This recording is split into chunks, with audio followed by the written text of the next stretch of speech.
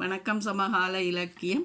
வாணி மோகனுக்கும் அதிபர் நடாமோகனுக்கும் ஆக்கம் 172. ராணி சம்பந்தர் ஜெர்மனியில் இருந்து. உருளும் உலகம். இன்றைய நாகரிக உலகத்தில் அச்ச சூழ்நிலைகளுடனும் அதிக விபத்துக்களுடனும் வாழும் நிலையில் மனிதன் என்னவென்று தெரியாது ஏதோ ஒரு அடுத்த உலகத்தில் அல்லது கிரகத்தில் வாழ்வது போல் வாழ்ந்து கொண்டிருப்பது ஓர் வியக்கத்தக்க விடயமாகும். மக்களின் தொகையோ அதிகரித்து பசி பட்டினி போதாக்குறைக்கு நோயால் அவதிப்படும் நாடுகள் பலவற்றில் இப்படியுமா?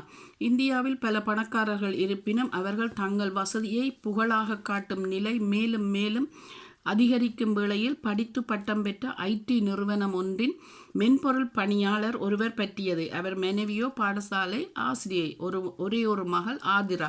இந்த நண்பர் தனது செல்லக்குட்டி வளர்ப்பு நாய்க்காக 25,000 ரூபாய் கொடுத்து ஜெர்மனியில் ஒரு சொறு கூடு வாங்கி அதை மிதிவண்டியில் பொருத்தி தினமும் கடற்கரை பகுதி என்று எங்கு போனாலும் வெளியில் கூட்டிக் கொண்டு போவாரும். எங்கு போனாலும் அதனையும் கூட்டிக் கொண்டு போவது பெரிய சந்தோஷத்தையும் கொடுக்குமாம்.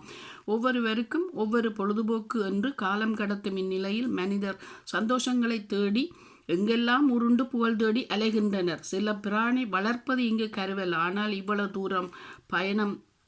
இவ்வளவு தூரம் பணம் செலவழிப்பதும் அதுவும் இந்தியாவில் வறியவர்களுக்காக ஐரோப்பிய நாடுகளில் பணம் சேர்க்கும் இந்நிலையில் இது ஒரு பெரும்